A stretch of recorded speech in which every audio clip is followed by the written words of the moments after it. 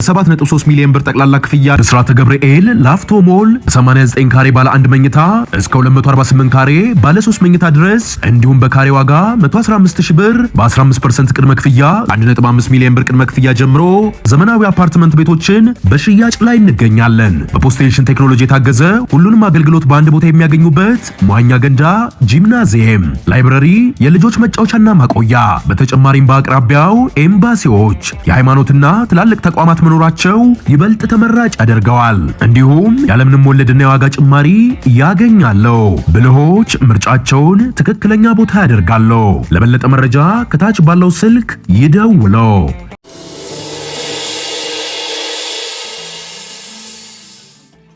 ሰላም ክብራትና ክብራን የሣድስ ቤተሰቦቼ በድጋሚ ተገናኝተናል። ዛሬም በጣም አስገራሚ መረጃ ይዤላችኋለሁ።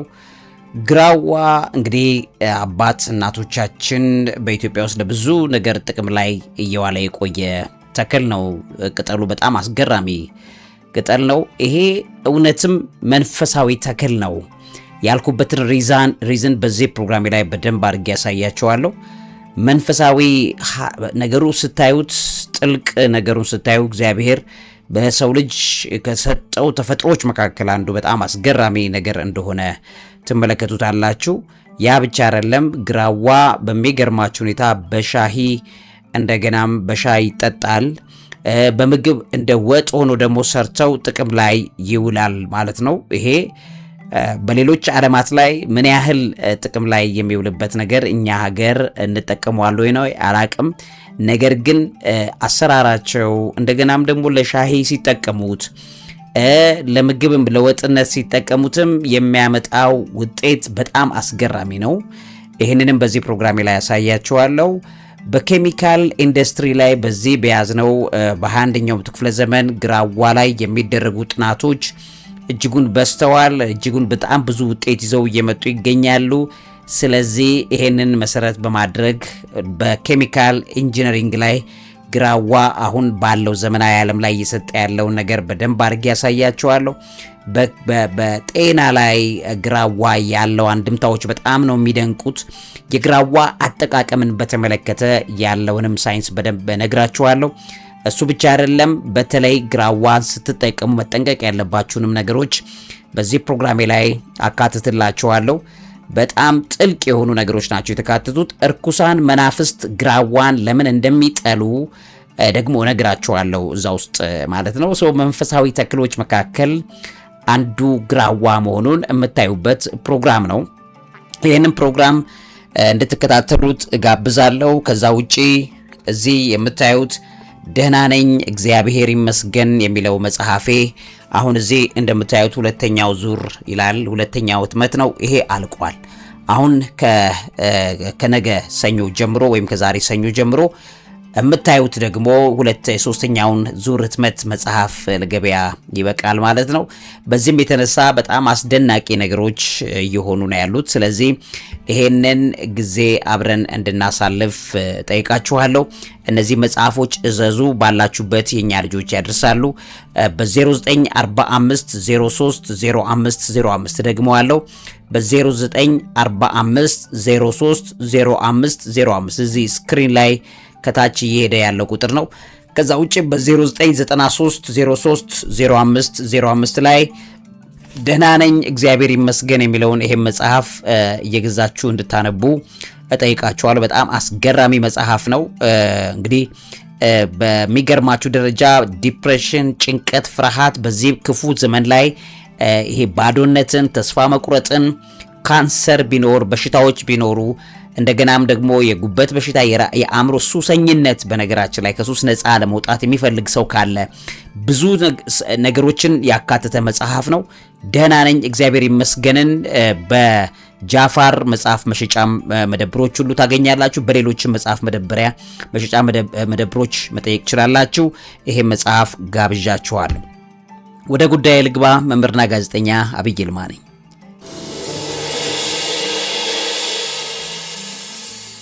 እንግዲህ ክብራትና ክብራን የሣድስ ቤተሰቦቼ ግራዋ አሁን ባለበት ዘመናዊ ዓለም ላይ የመድኃኒት ወይም ፋርማሲውቲካል ኢንዱስትሪ ላይ በጣም ንቁ ንጥረ ነገሮች ከውስጡ ስለሚወጡ ባዮ አክቲቭ ኮምፓውንድ ኤክስትራክሽን ያደርጉበታል። ስለዚህ ኢንዱስትሪዎች እንደ ቫርኖዳሊን የተባለ እንደ ሳፖኔንስ፣ ፍላቮኖይድስ ያሉት የግራዋ ውህዶች ያሉ በውስጡ በላቦራቶሪ ያወጡትና በዘመናዊ መልኩ ለመድኃኒት ቅመማ ይጠቀሙታል እና ይሄ በጣም የሚገርም አሁን ዓለም ላይ እየሆነ ያለ ነው።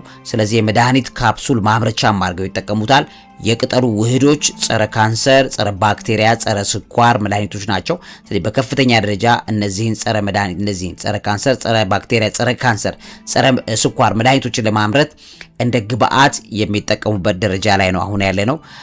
እንግዲህ በሌላው ዓለም ላይ እንደገና ለቢራ እና የመጠጥ ኢንዱስትሪዎች ላይም ሂል ወይም ደግሞ እንደዚህ ሆፕስ ይተኩና በዓለም አቀፍ ደረጃ በቢራ ኢንዱስትሪ ውስጥ በጣም መራራ ጣዕም የሚሰጠውን ለመጠቀም ሆፕስ የተባሉ እጽዋትን እየጠቀሙ ረጅም ጊዜ ቆይተዋል እና ያ ላይ ብዙ ክፍተት ስለተፈጠረ አሁን ግራዋን ለዚህ መረር ላለው ነገር ከግራዋ የሚወጣውን ንጥረ ነገር እየተጠቀሙ መጠጦችን ማምረት ጀምረዋል። ተፈጥሯዊ መራራነት ወይም ቢተሪንግ ኤጀንትስ የሚባል አለው በውስጡ የግራዋ መራራነት የለስላሳና የአልኮል መጠጦችን የሆነ ቃና ለመስጠት አድርገው በጣም እንግዲህ ሱሰኝነት እንዲመጣ ለማድረግ የማቆየት እድሜ እንዲኖረው ፕሬዘርቫቲቭ አድርገው እየተጠቀሙት እንዳሉ ትመለከታላችሁ። ያ ብቻ አይደለም፣ የአረንጓዴ ኬሚስትሪ የዝገት መከላከያ ወይም ግሪን ኮሮዥን ኢንሂቢተር በሚባል ይታወቃል። የብረታ ብረትን ከዝገት ለመጠበቅ የግራዋ ቅጠልን ጭማቂ ወይም ኤክስትራክት በውስጡ ባሉት ፌኖሎች ፌኖሊክ ውህዶች አሉ። በነዛ ምክንያት ብረቶች በአሲድና በኬሚካል እንዳይዝጉ የመከላከል አቅም በውስጡ አለው እና ዘመናዊ በተባለው ኢንዱስትሪ ውስጥ ጥቅም ላይ ይውላል። ለአካባቢ በጣም ተስማሚ መሆኑ ፋብሪካዎች መርዛማ ከሆኑ ሰው ሰራሽ የዝገት መከላከያ ኬሚካሎች ይልቅ የግራዋን ጭማቂ እንደ አረንጓዴ ኬሚካል አድርገው እየተጠቀሙት ነው አሁን ባለ ዘመናዊ ዓለም ላይ። በግብርና ኬሚካል ውስጥም በተለይ በአግሮ ኬሚካል ኢንዱስትሪ ውስጥም ተፈጥሯዊ ጸረ ተባይ ወይም ባዮ ፔስቲሳይድ አይነት ተፈጥሮ እንዳለው ይታወቃል። ስለዚህ በግራዋ ውስጥ ያሉ መራራ ውህዶች ነፍሳትን፣ ባክቴሪያዎችን፣ ተባዮችን የማባረር ከፍተኛ አቅም ስላላቸው ለአዝርት የሚሆኑ መርዛማ ያልሆኑ ጸረ ተባይ ኬሚካሎችን ለማምረት ጥቅም ላይ እያዋሉበት ይገኛሉ። በኢንዱስትሪ ደረጃ የፈንገስ መከላከያ ወይም ባዮ ፈንጊሳይድ አድርገውም እየተጠቀሙት ይገኛሉ። በተለይ የሰብል በሽታዎችን የሚከሰቱት በፈንገሶች ምክንያትም ጭምር ነው። ያን ለማጥፋት የግራዋ ኬሚካል ውህዶችን በግብርና ምርምር ውስጥ በከፍተኛ ሁኔታ አሁን ዓለም እየተጠቀመችው ትገኛለች። የመዋቢያ ወይም ኮስሞቲክስ ኢንዱስትሪ ላይም ግራዋን በከፍተኛ ሁኔታ እየተጠቀሙት ነው። የቆዳ የፀጉር ክሬሞችን ለመስራት የግራዋ ዘይት ኢሴንሻል ኦይልስ ናቸው። በውስጣቸው ባለው በጣም ከፍተኛ አንታይ ኦክሲዳንት እና ጸረ ባክቴሪያ ባህሪ የተነሳ የቆዳ ኢንፌክሽኖችን የሚከላከሉ ሳሙናዎችን፣ ክሬሞችን ለማምረት በጣም በግብአት ጥቅም ላይ ይውላል ማለት ነው። የግራዋ ሳሙና ባይዝዌይ እጅግ የሚፈለግ ነው።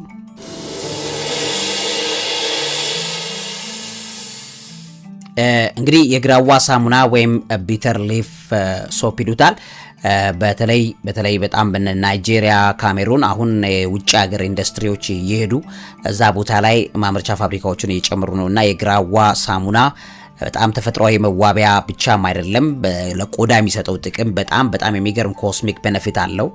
ብጉርን፣ ነጠብጣብን የማጥፋት ግራዋ በጣም ኃይለኛ ጸረ ባክቴሪያ ወይም አንትሮማይክሮባል በመሆኑ በፊት ላይ የሚወጡ የቡግርን የሚያወጡ ተዋሲያንን በማጥፋት ቆዳን ንጹህ የማድረግ አቅም ስላለው ለዚህ ሳሙና አርገው ለገላ ሳሙና አርገው እያመረቱት ነው ያሉት።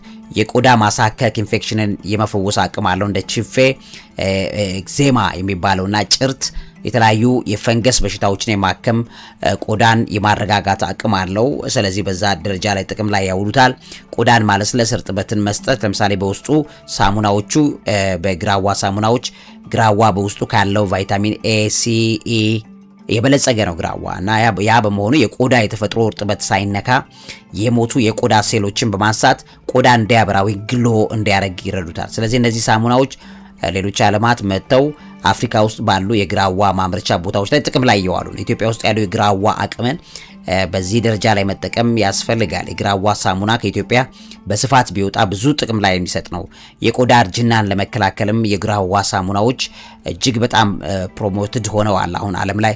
ስለዚህ በውስጡ ያሉት አንቲኦክሲዳንቶች የቆዳን እንዳይጨማደድ ወጣት መስሎ እንዲቆይ ለማድረግ ያ በጣም በተለይ ቫይታሚን ኤው እንደሚታወቀው ግራዋ ውስጥ ያለው በእጅጉ ጥቅም ላይ እየዋለ ያለበት ጊዜ ላይ ነው ያለ ነው።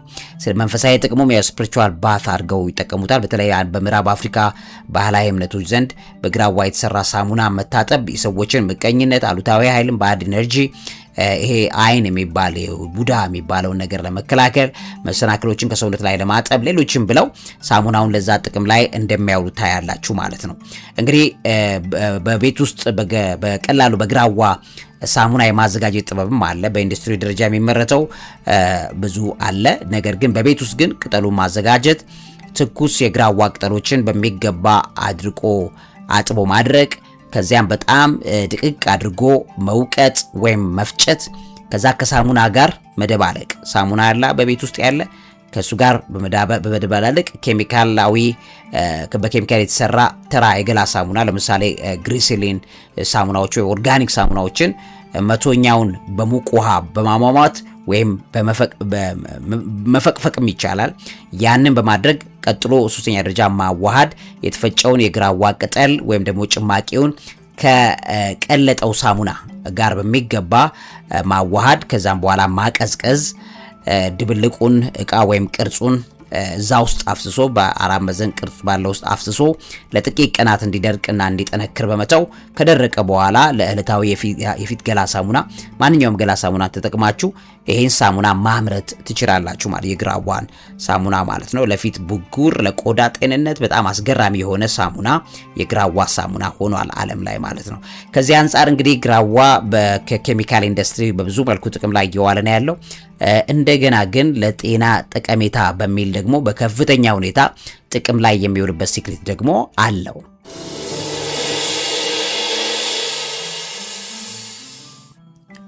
እንግዲህ ክብራትና ክብራን የሣድስ ቤተሰቦቼ በተለይ የግራዋ ሻይና የግራዋ ወጥ በሌሎች ዓለማት ላይ በጣም ትልቅ ተመራጭነት ያለው ነው።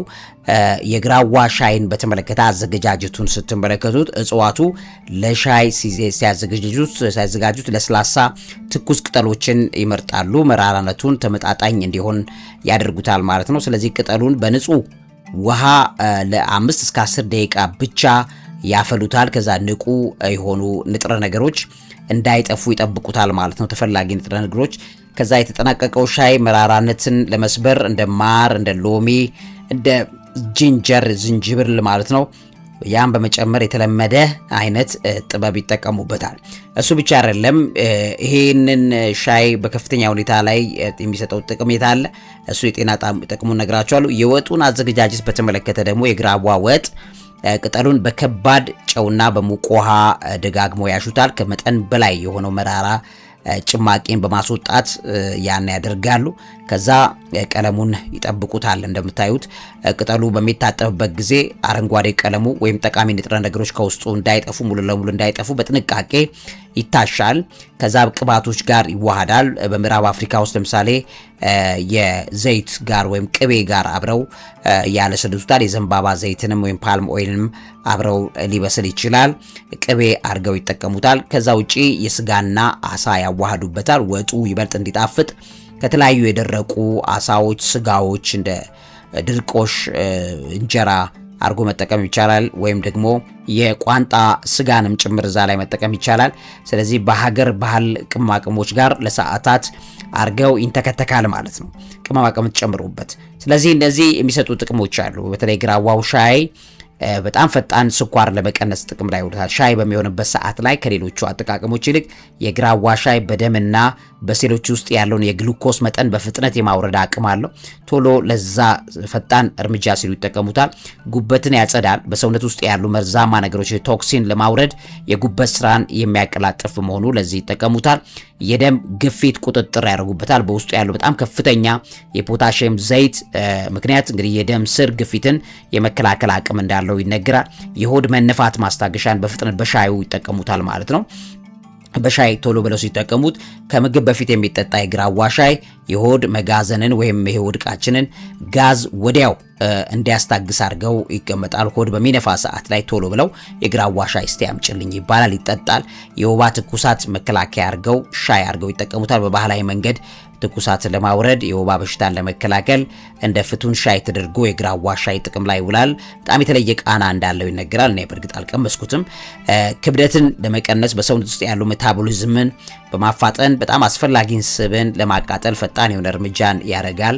እንቅልፍ እጦት በሚያጋጥም ሰዓት የግራዋ ሻይ አድርገው ይጠቀማሉ። ማታ ከመተኛት በፊት የሚጠጣ ለብ ያለ ግራዋ ሻይ አንጎልን፣ አእምሮን ለማረጋጋት በጣም ጥልቅ እንቅልፍ ለመስጠት አቅም እንዳለው አድርገው ይታመናል። በሌሎች ዓለማት ላይ በዚህ ደረጃ ጥቅም ላይ ያውሉታል።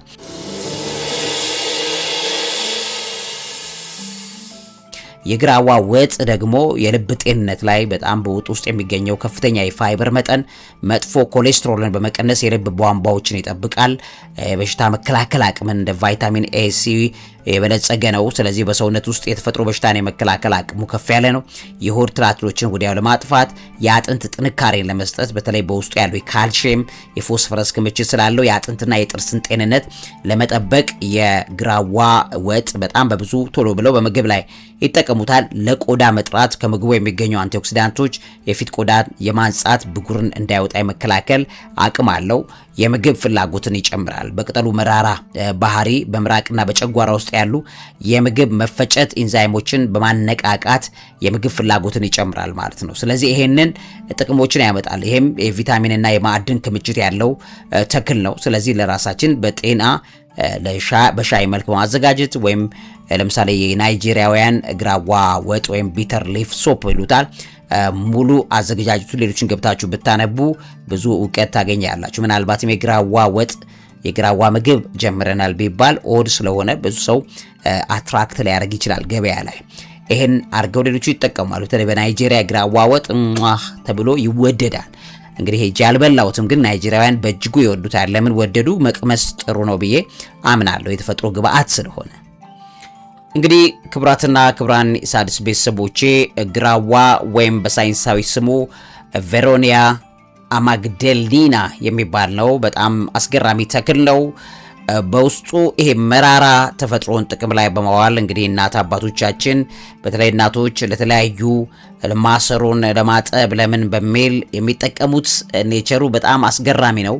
ይሄም ዋነኛው ምክንያቱ አንቲባዮቲክ ኔቸሩ ነው። በተለይ የጸረ ባክቴሪያ ተፈጥሮ በጣም የሚገርም አቅም እንዲኖረው ያደረገው ይሄ መራራ ተፈጥሮ ነው በውስጡ ያለው። ይሄ መራራው ተፈጥሮ ደግሞ ሰስኪተርፔን ላክቶንስ የሚባል ንጥረ ነገር አለው። በግራዋ ውስጥ የሚገኝ ልዩ ውህድ ነው። ለቅጠሉ ከፍተኛ መራራነት የሚሰጠው እንደሆነ ታያላችሁ። አንደኛው ይሄ ኬሚካል ነው። ሁለተኛው ሳፖኒን እንዲሁም ደግሞ አልካሎይድስ የሚባሉ ሁለት ሌሎች ኬሚካሎች አሉ።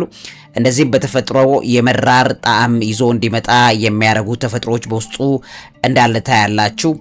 ሶስተኛው መራር እንዲሆን ካደረጉት ንጥረ ነገሮች መካከል ለተክሉ መራራነት የራሳቸውን ድርሻ የሚያበረክቱት ታኒስ የሚባልና ግላይኮሳይደርስ የተባሉት ንጥረ ነገሮች እጅግ በጣም ወሳኝ ንጥረ ነገሮች ናቸው። በእነዚህ የተነሳ ግራዋ መራር ነው።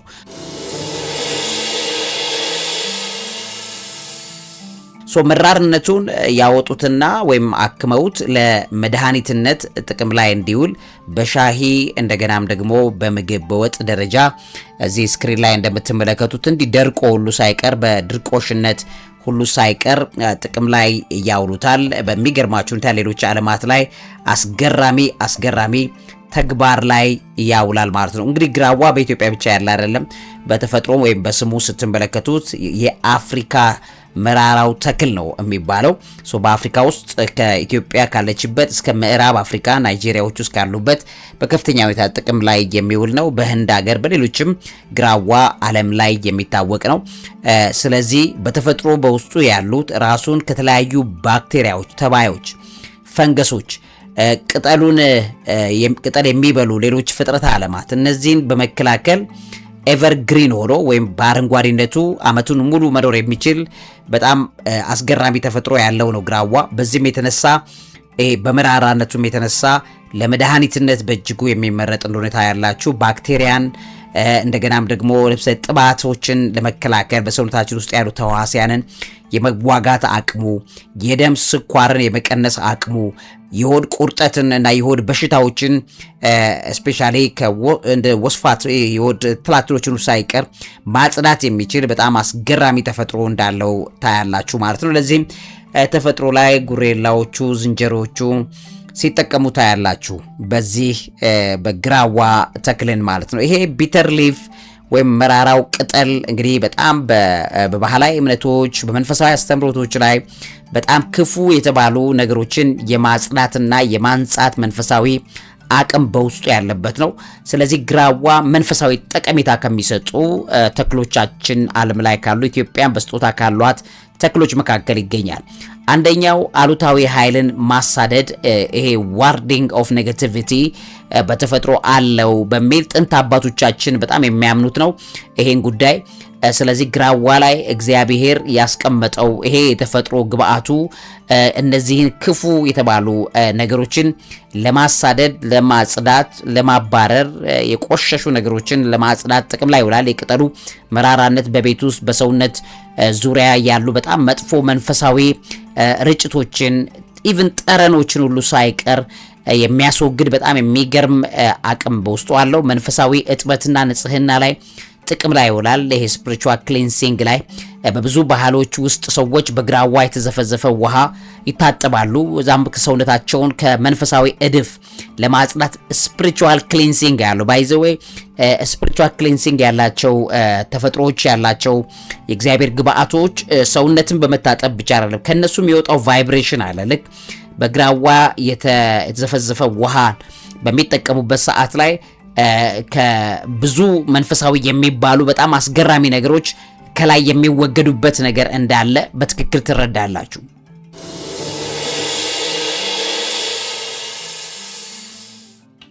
እንግዲህ ውድ ቤተሰቦቼ በተለይ በግራዋ ቅጠል የተዘፈዘፈን ውሃ ለመንፈሳዊ ንጽህና ጥቅም ላይ የሚያውሉ አባቶቻችን የጥንት አባቶች እውቀታቸው መነሻ ያደረገ የነበረው አንደኛ የጸሎትና የባርኮት ስርዓት ላይ መሰረት ያደርጋል። በተለይ በቅዱስ ውሃ በጸበል መልክ በግራዋ በውሃ ውስጥ ከተዘፈዘፈ በኋላ ኢቭን በጥንት አባቶች በካህናት ጸሎት ይደረግበታል። ከዛ ማዕጠንት ሌሎችም የመንፈሳዊ ስርዓቶች ይፈጸሙበታል። ከዛ የእግዚአብሔር ጸጋ በላዩ ላይ ይጠራል። እንግዲህ ተራዊ የሆነ ውሃ በዚህ በግራዋ የተለወሰው ውሃ በጸሎቱ አማካኝነት መንፈሳዊ ኃይሉ የፈውስ አቅሙ እንዲጨምር ያደርጉታል። ከዛም እዛ ውስጥ የመንፈሳዊ ፈውስና የቅባት ስርዓትም ጥንት አባቶች ያደርጋሉ። አጋንንትን ለማራቅ ግራዋ መራራ ቅጠል ነው እንደሚታወቀው። ይሄ መራራነት መጥፎ መናፍስትን አጋንንትን የማስወጣት ኃይሉ በጣም በብዙ እንዳለው የጥንት አባቶቻችን የሚያምኑት ነው።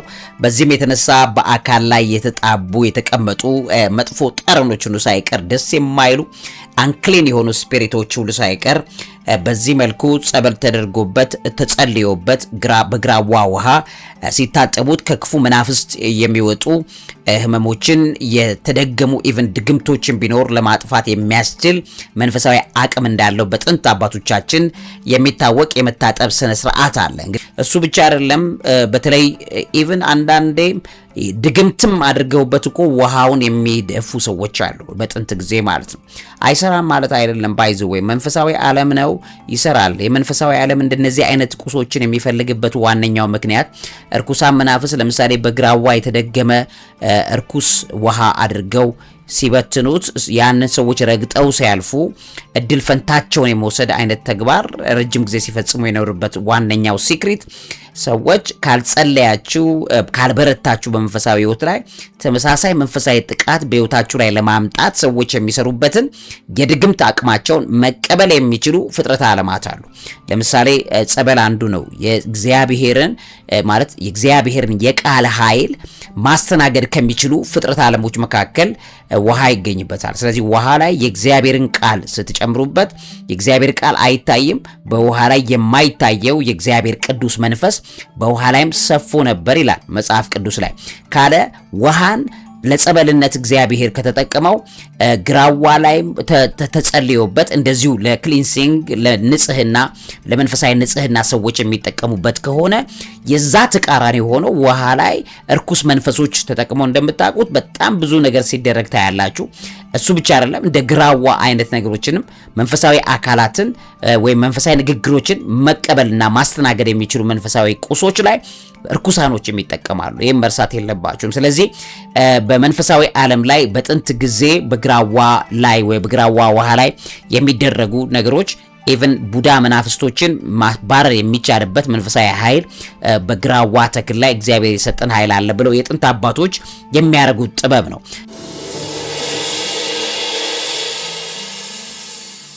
እንግዲህ ክቡራትና ክቡራን የሣድስ ቤተሰቦቼ የባህል አዋቂ አባቶች ግራዋን በተመለከተ ትራዲሽናል ሂለርስ ሲሉት የመድኃኒት ንጉስ ወይም የፋርማሲ የተፈጥሮ ፋርማሲ በሚል ነው የሚጠሩት። ምክንያቱም በጣም ብዙ በውስጡ አስገራሚ የሚባሉ ጥቅሞችን የሚሰጥ አድርገው ይሰሩታል። እንግዲህ ቀደም ብዬ እንዳልኳችሁ ለሆድ ዕቃ ለትልም በሽታዎች ይጠቀሙታል። የባህል አዋቂዎች የግራዋን ቅጠል አጣጥበው በመጨቅጨቅ ከዛ ጭማቂውን ያጠጣሉ።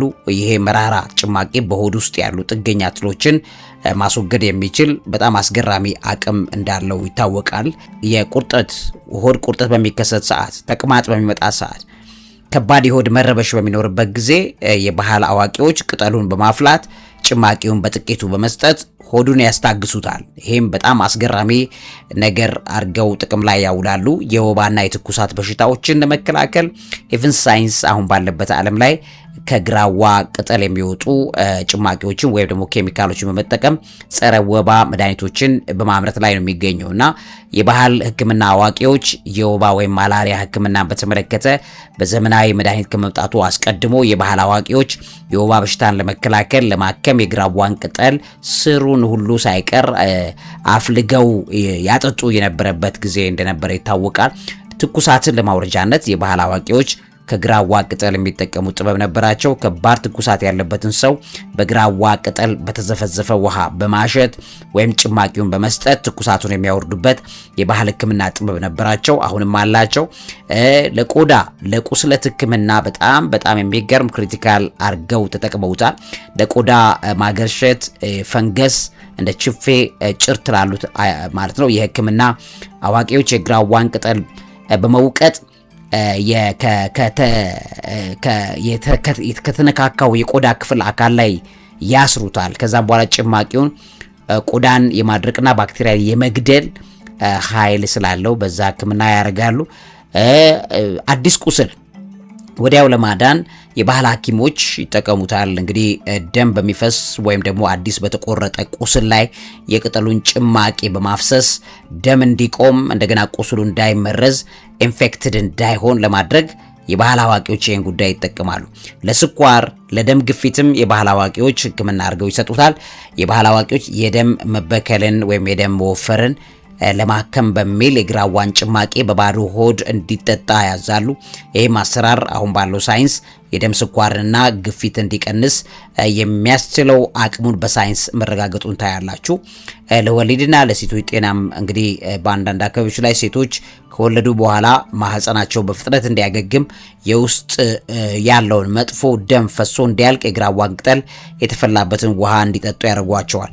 የነፍሰ ጡር በሆኑበት ሰዓት ላይ ግን አይመከርም። ባይዘዌይ ለነፍሰ ጡር ሴቶች ግራዋ አይሰጥም። ማህፀንን የማጨማደድ ባህሪ ስላለው ውርጃ ሊያስከትል የሚችል እንደሆነ ይታወቃል። እሱ ብቻ አይደለም፣ መጠኑም በጣም ተለክቶ ነው የሚሰጠው። በጣም መራራና ኃይለኛ ስለሆነ ከልክ በላይ ከጠጡት ጉበትን ሊያደክም ወይም የደም ስኳርን በጣም ሊያወርድ ይችላል ማለት ነው። ስለዚህ በዱቄት በጭማቂ በማፍላት በተወሰነ መልኩ አዋቂዎች የባህል መድኃኒት አዋቂዎች ይሄንን ይጠቀሙታል። ዱቄት አድርገው በጭማቂ መልክ በማፍላት አድርገው ማለት ነው። በሌሎች ዓለማት ላይ ሻይ ሆኖ ጥቅም ላይ ይውላል። ስለዚህ ይሄ ነገር ለምሳሌ በኢትዮጵያ በተለያዩ የአፍሪካ ሀገራትም እምነቶች ጭምር እርኩሳን መናፍስት እንደ ዛር፣ እንደ ጂኒ አጋንንት ያሉት እነዚህ የግራዋን ተክል በጣም የሚጠሉበት ዋነኛው መንፈሳዊ ምክንያቶች አሉ።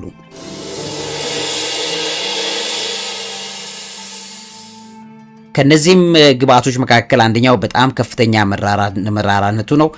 ኢንቴንስ ቢተርነስ አለው። እንግዲህ ርኩሳን መናፍስት መጥፎ ኃይሎችም ጭምር ጣፋጭ ወይም ጥሩ መዓዛ ያለው ነገር ላይ ነው ትኩረት የሚያደርጉት።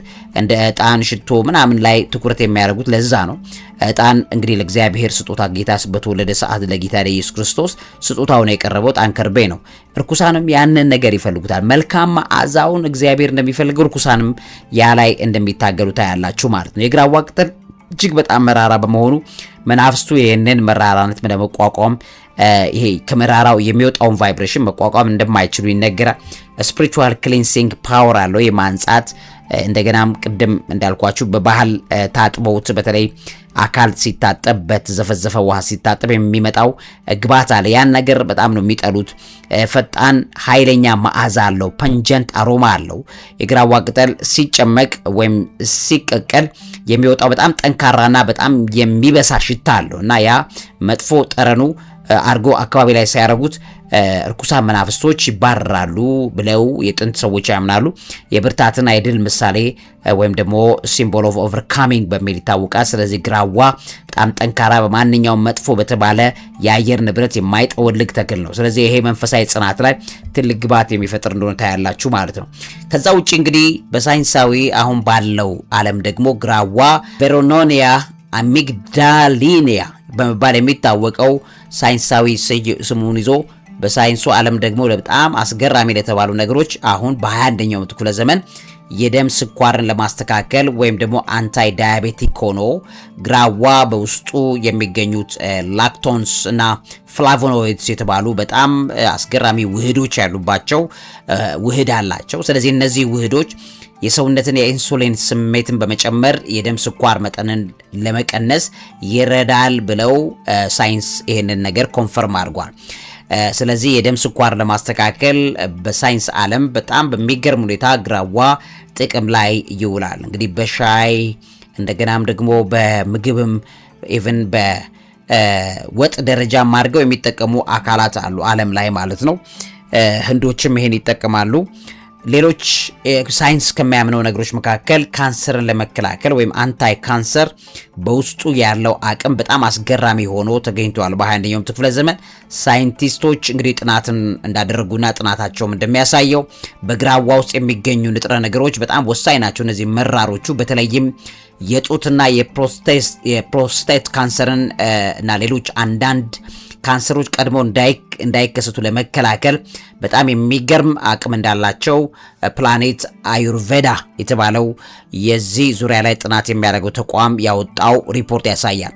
እሱ ብቻ አይደለም፣ ለጉበት ጤንነት ወይም ደግሞ ሄፓቶፕሮቴክቲቭ በሚባል የሚታወቀው የጉበት ጤንነት ላይ በፋብሪካ ኬሚካል ደረጃ ላይ ይሄ ኬሚካል ተጣርቶ አውጥተው በመድኃኒት ደረጃ በአልኮል ምክንያት ጉበት የተጎዳ ወይም እንዳይጎዳ የመከላከልና የማንጻት ወይም ዲቶክሲፊኬሽን ስራ እንዲሰራ ለማድረግ ከፍተኛ አቅም ከውስጡ አግኝተናል ብለው ሳይንቲስቶቹ ያምናሉ። እሱ ብቻ አይደለም፣ የደም ግፊትን ለመቆጣጠር ግራዋ በጣም በከፍተኛ የፖታሺየም ክምችት በውስጡ አለው። ስለዚህም ይሄም ማዕድን በደማችን ውስጥ ያለውን የጨው መጠን በማመጣጠን የደም ግፊትን የመቀነስ በጣም አስገራሚ አቅም እንዳለው ሳይንቲስቶች አምነዋል።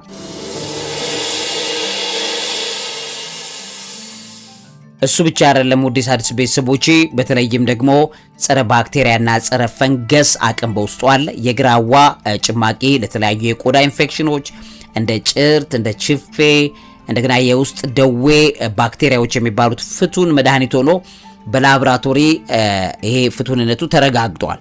የሆድ ቁስለት ወይም አልሰርን ለመከላከል በውስጡ ያሉት አንቲኦክሲዳንቶች የሆድ ዕቃ ሽፋንን ወይም ከኢንፌክሽንና ከቁስለት የመጠበቅ የጨጓራ ህመምን የማስታገስ አቅም እንዳላቸው አፍሪካን ሪሰርች ሪፖርት ባወጣው ዶክመንት ላይ ትመለከታላችሁ።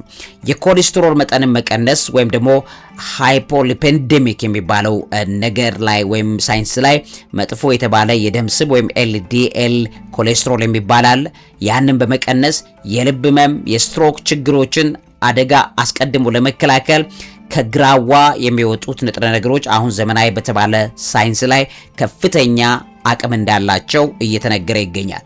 ትኩሳትን፣ እብጠትን ለመቀነስ አንቲፓይሬቲክ እና አንቲ ኢንፍላማቶሪ ኔቸር በውስጡ አለው። በሰውነት ውስጥ የሚፈጠሩ የቁርጥማት እብጠቶችን የመቀነስ የወባ ወይም የጉንፋን ትኩሳትን የማውረድ ባህሪ በዚሁ በግራዋ ውስጥ ካሉ ንጥረ ነገሮች እንደሚገኝ ሳይንስ አምኗል።